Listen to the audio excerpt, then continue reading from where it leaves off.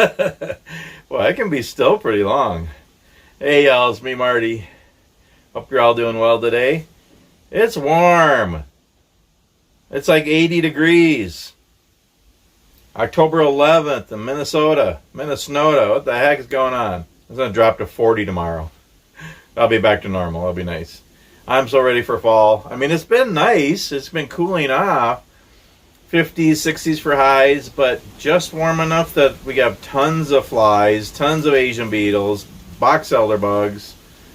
It's just, it's got to get a little cooler. So tomorrow's going to drop in the 40s, and then be 40s and 50s for a little while, and then 40s and 30s, and then drop. So, yeah, they're starting to harvest the fields, and, one day of warm weather, and then it's going to cool off again. So, anyway, just want to do a little video here.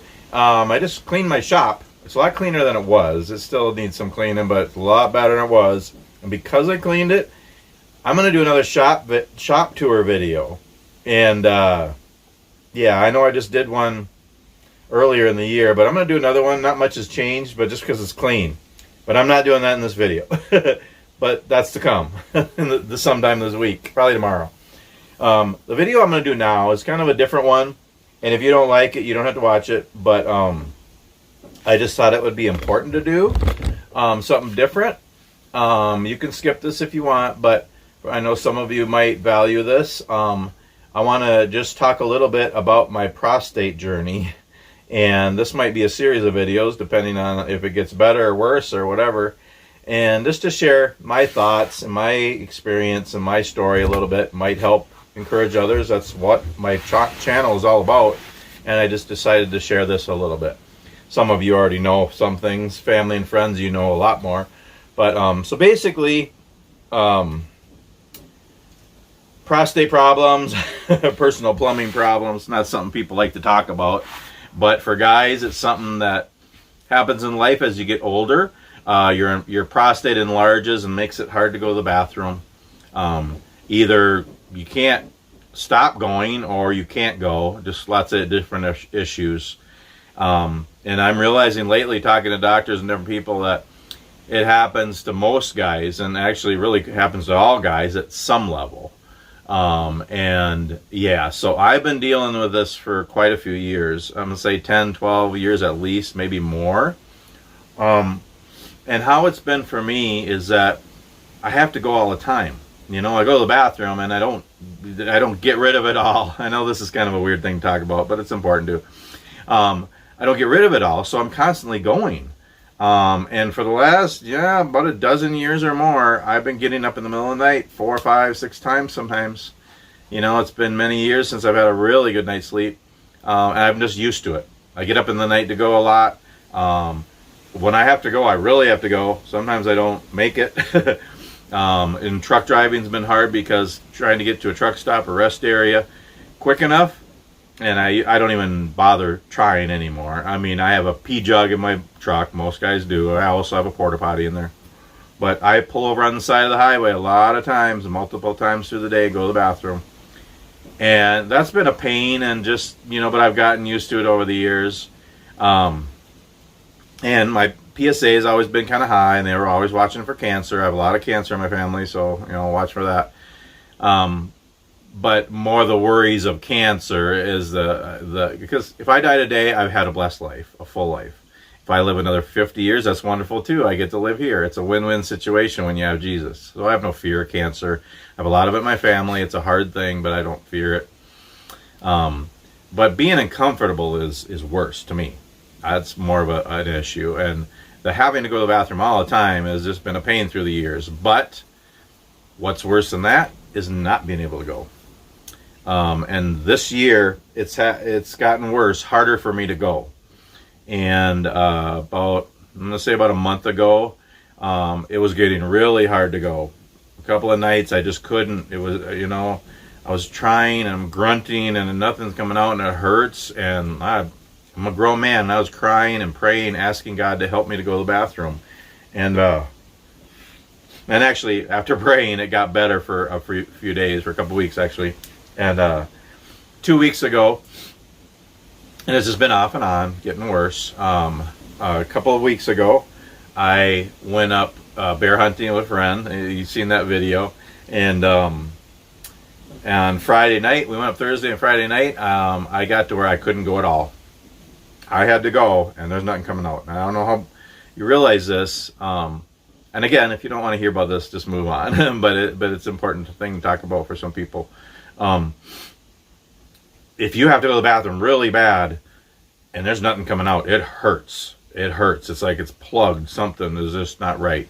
And it was a horrible night. I thought I was going to die that night. It was, I was crying and out in the middle of the woods and sleeping in a tent, and I was outside in the dark in the woods. I could hear bears and deers walking around, and I'm sitting there in the dark in the moonlight, a little bit of moonlight, trying to go to the bathroom, and standing there in my underwear and tennis shoes, and praying and crying out to God, and nothing would come. So I ended up waking my friend. He was in his tent a little ways away, and snoring away. He didn't even hear any of this, and I woke him up and asked him, please take me to the hospital. It was like 4 a.m.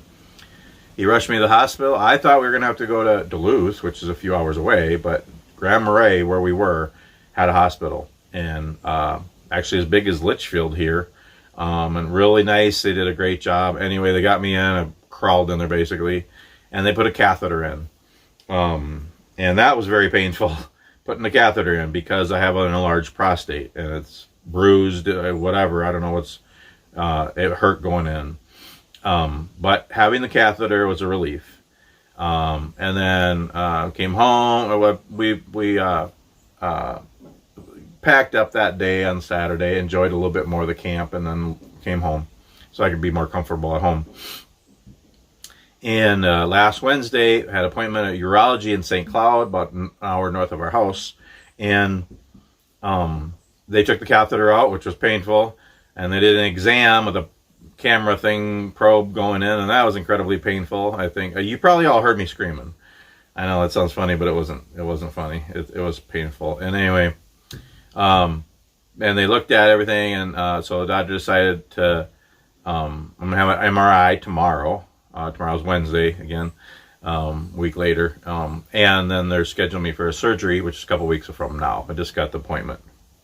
So the MRI is going to look and make sure there's not anything else going on, see if there's any cancer, see how large the prostate is. They're doing a surgery called a TURP, or they're taking a lot of the prostate, kind of widening it and taking a lot of it. And most guys, it helps and everything's great after, and you're back to normal and never have any problems. Some do, but if it's bigger, or if there's possible cancer, then they might do another one. I don't know what it's called, prostatectomy or something, where they take the whole prostate basically, and and yeah, we'll see. And that'd be a little bit bigger surgery. Anyway, yeah. So I'm having an MRI tomorrow. And pray for me, because I'm kind of claustrophobic. I'm not crazy about those, and it's going to be an hour-long MRI. And anyway, but you're not completely closed in. You're out a little bit, and I'm going to have headphones on or something, and I'll just, yeah. It'll be okay. And then God is always with me. And, yeah, and the surgery's going to be in a couple weeks, few weeks. And then hopefully it'll be better after that. And I don't know what's going to happen in a lot of other areas just because of this. Probably not going back to truck driving. I was going to in a couple weeks, but I really can't till after the surgery. It's 2 to 6 weeks recovery of the TURP surgery.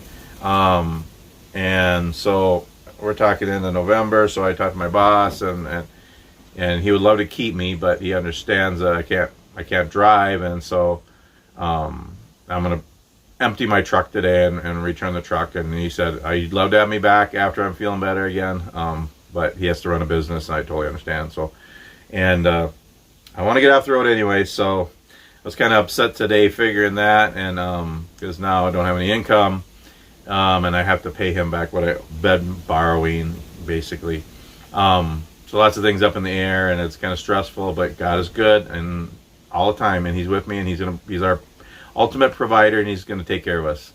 And we'll just see what God does. I'm going to look at other jobs. I don't know. Just look around, find something really close by, maybe part-time, flexible to start, because because I have the surgery and everything coming on and that. So we'll see. I don't know what God's going to do. And yeah, so hopefully after the surgery, I'll be back to normal. Well, I'm never normal. I mean, look at me. I'm such a weirdo. But as normal as I get. And yeah, and just go on. But I am ready to get off the road. So maybe this whole last couple of months is a weird transition. I don't know, understand it all. But yeah, I just know that I'm in God's hands and I have nothing to fear. And it'll all be okay. Whether things get better or worse. And all the other ups and downs and trials of life. You know, and I know, a lot of guys go through that kind of thing, and some of it turns out okay, and some ends up being cancer, and it takes some, and yeah. So I just want to share a little bit of my story on this, and I'm going to have more about this, but I'll have it titled, so you don't have to watch it if you don't want to, and just to share how I'm going through this journey. Having the catheter in is way better now. I still have a catheter. Well, did I tell you? Okay, last Friday, I thought I was going to die again because I couldn't go because I didn't have the catheter in because they took it out in St. Cloud. And I was home here working in the shop, doing chores, and I couldn't go, so I drove to the hospital. My wife was working. I didn't want to bother her. Got to the hospital, barely made it there, and they put a catheter in. And yeah, so I have to keep the catheter in now till surgery because I can't go without it. But having the catheter in is a pain too, carrying the bag around, emptying it and all that. It's also very painful, and there's spasms. I have 3 to 4 spasms an hour that are so bad it makes me cry. And it's the worst pain I've ever had in my life. But even in it, God's with me. It's gonna be okay.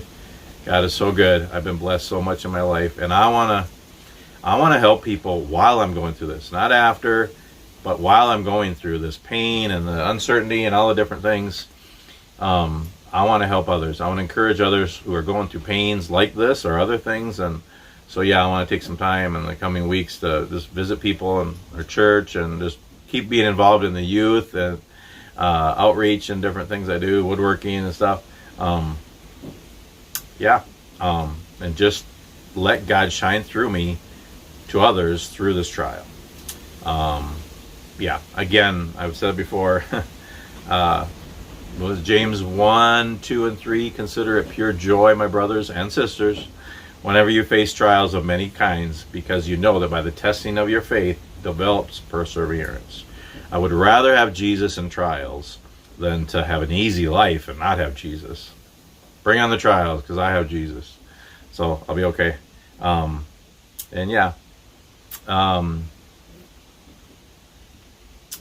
And that's kind of pretty much all I wanted to share on this. So I'm